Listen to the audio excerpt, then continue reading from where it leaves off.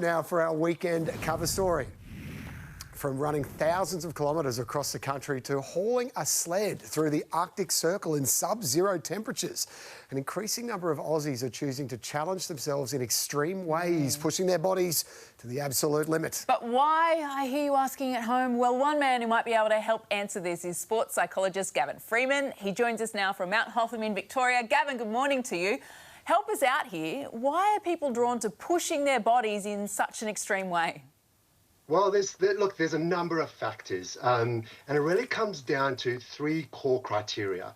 The first one's autonomy. It's the ability to take control of ourselves, be self-directed, not being driven by rules, so that, the ability to go out there and do something kind of great and creative is something that we strive for. There's a section of competency, wanting to be able to display mastery over some sort of a task.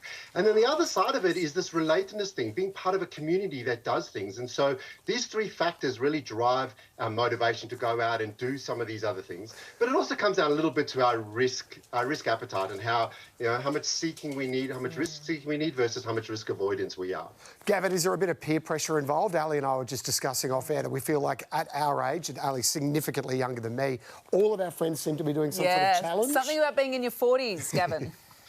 Yeah, well, look, there's something about that sense of achievement that we're trying to achieve. And yes, we will play a role when our friends go out and do something. But look, it also comes down to what we do in our day-to-day lives. So for those of us that are bound behind a desk and don't get out all that often, the opportunity to go out and try something new and experience something new, get that adrenaline and that endorphin rush can be quite powerful.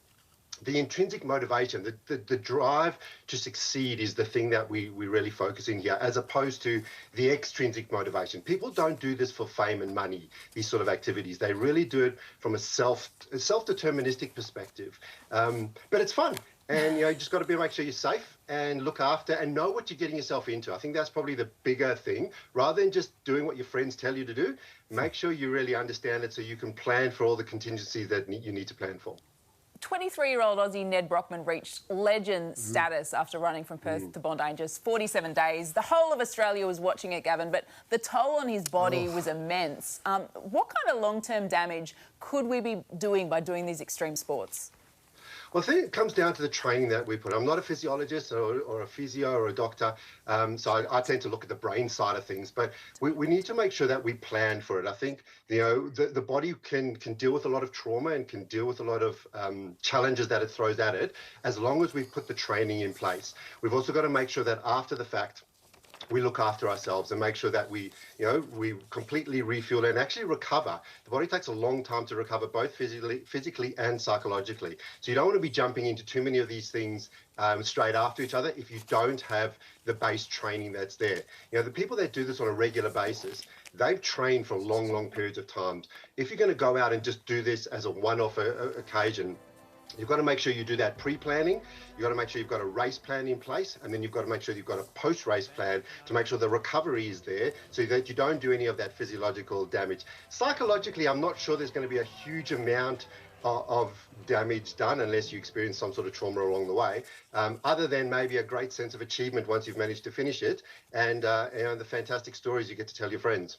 Gavin, I was actually there with Ned Brockman when he did some of his uncomfortable challenge running around that racetrack, and he did, I believe, 1,000 miles or 1,000 k's in 10 days. His feet, Ali, he was a size 9, I think. By the end of it, he was wearing a size 12 on one foot and like a 10 or 11 on the other. Because his foot expanded that? They were swelling, but they were swelling at different rates. So, yeah, you're right, Gav. You've got to be careful and you've got to be willing to embrace the pain, I guess. Absolutely. Have some great mitigation strategies in place. Know what you're doing. So one of the things we do psychologically is we train people to plan for the what-ifs. Don't just go out there and go, everything's going to be okay. Yeah. You're going to make sure that we know that things are going to go wrong. And if you've got plans in place, what it'll do is reduce any sense of fear, or it'll reduce that sense of, wanting to give up too early, because you've got a plan in place. So if you can have that in place, you're more likely to go further than you possibly think you are. Yeah. We tend to be self-limiters. We tend to not think that we can achieve these sort of goals until we go out and have a go. So for those of you out there, have a go. Challenge yourself to do something that's kind of fun and cool and interesting and new, but just have a plan in place. Gavin, thanks for your time, mate. Go get 'em. Thank you. Okay.